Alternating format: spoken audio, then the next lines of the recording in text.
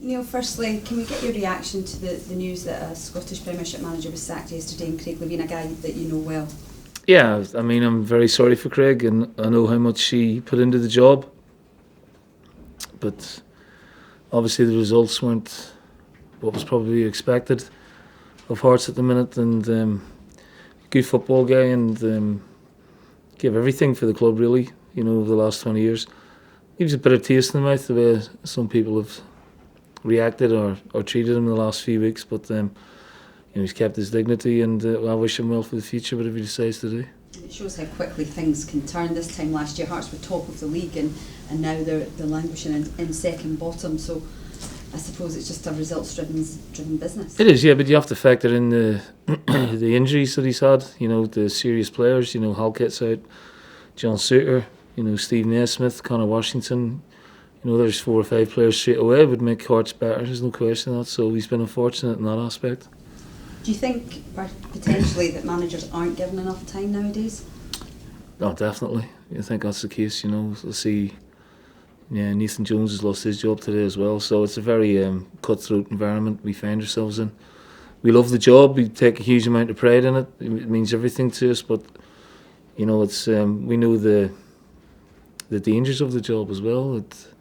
You could lose your job at any given time really, and we do our best to please the fans, please the players, but sometimes it doesn't work out. Talk about the way people have treated them, Neil. Who are you referring to? Is that your supporter? Well, yeah, I mean the graffiti, and they like a bit of graffiti up there. I know that from my own experience.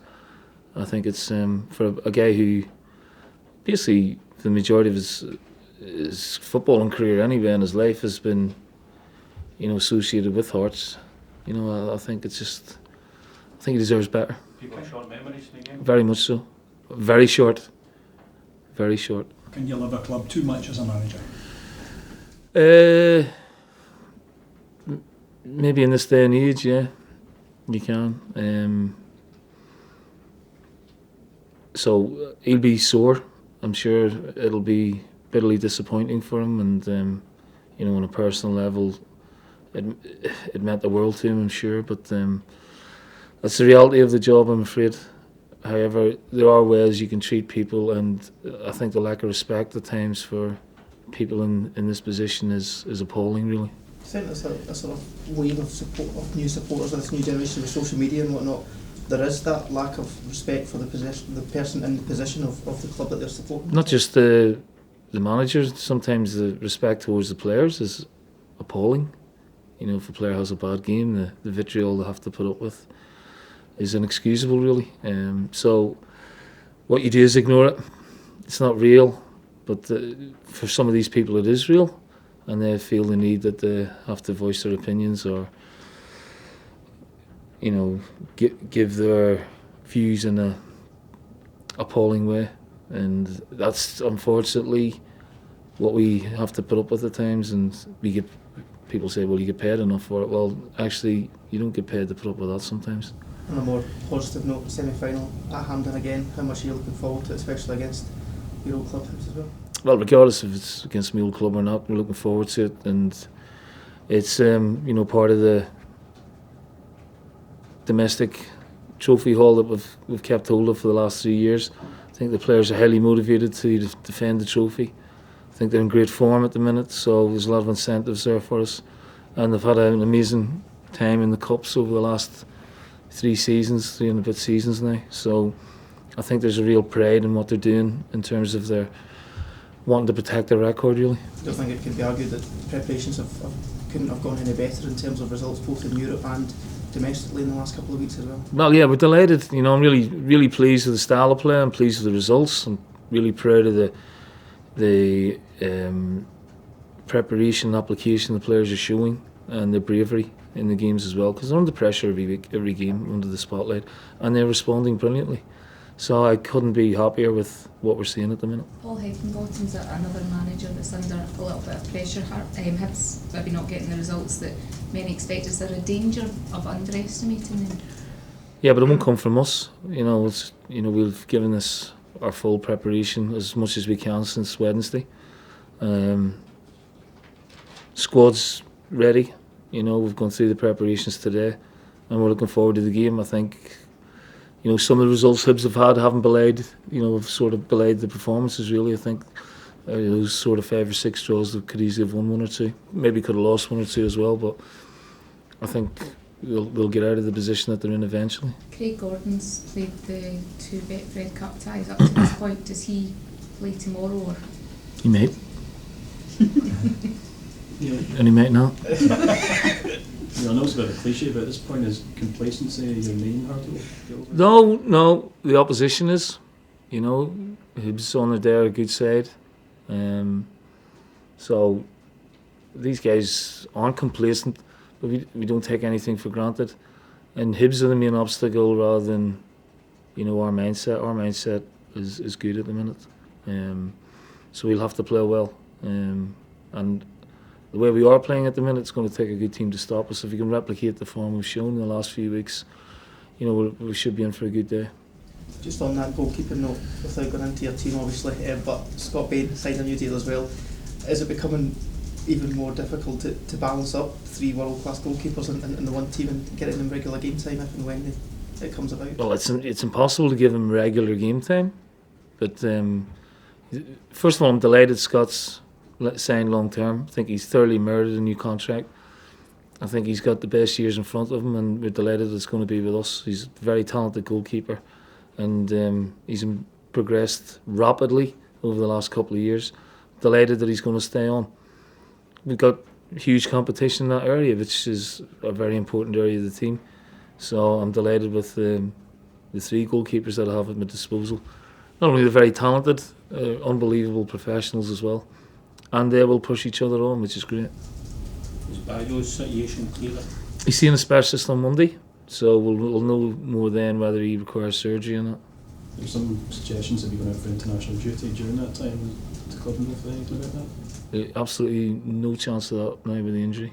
There was a talk of him being called up for the Ivorian under 23 team, but that's not going to happen now because we don't know how long he's going to be out for. How difficult is it for you when he's going to be out potentially for say 6 weeks? You've only really got Hodgson. Well, as a recognised striker, you know, Griff now is back training, so he's not far away. And then, you know, you've got Christie, Forrest, Johnson, who've all played in that position before. Ellie Nusi, we feel could play in that position as well. So, without having a bona fide, sort of, is that the right word? Bona fide, yeah. Centre forward, we've got players who can be flexible in that area.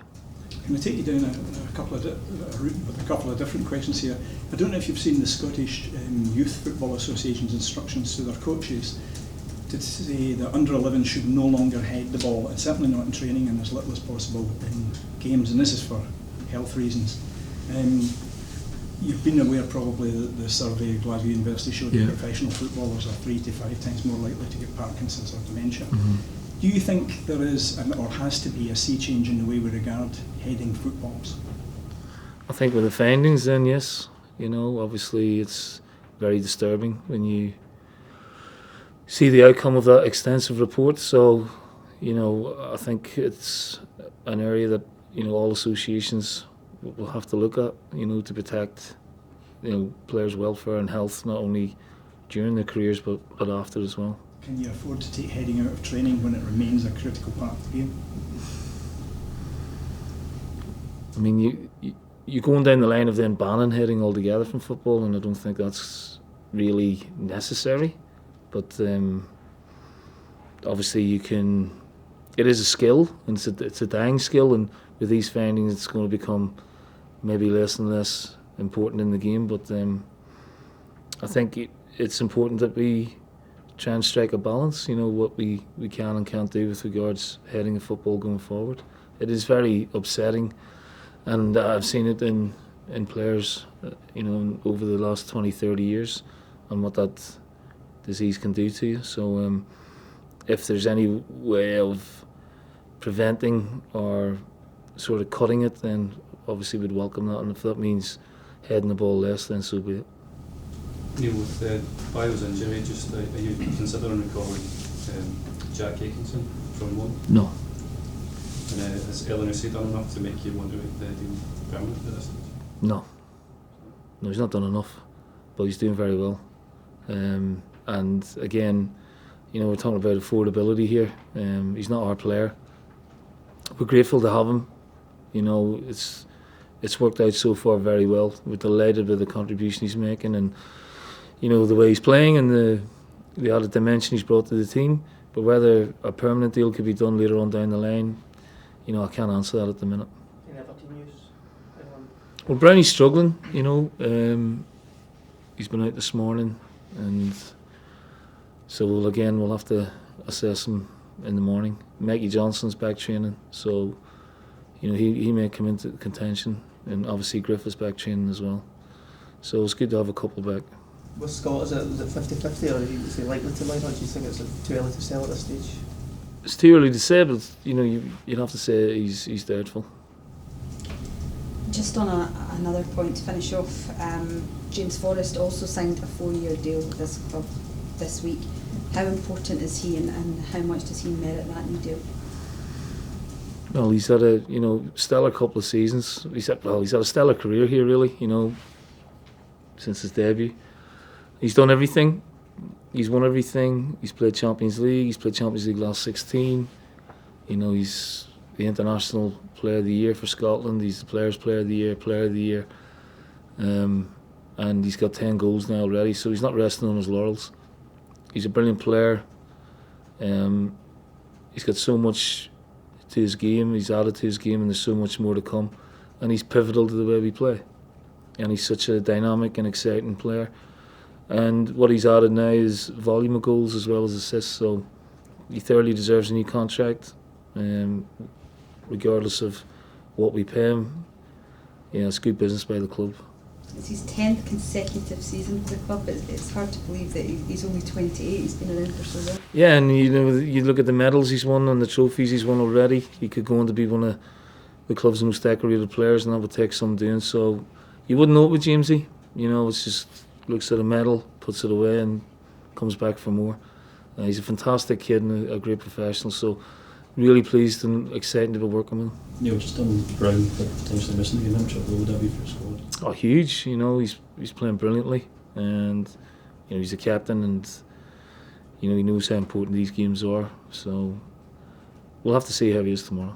Without him in the team, who do you look for in terms of experience at this kind of stage in competitions? Well, you got McGregor, you know, you got Incham, you got Beaton, so we're well stocked in midfield should he have to miss out.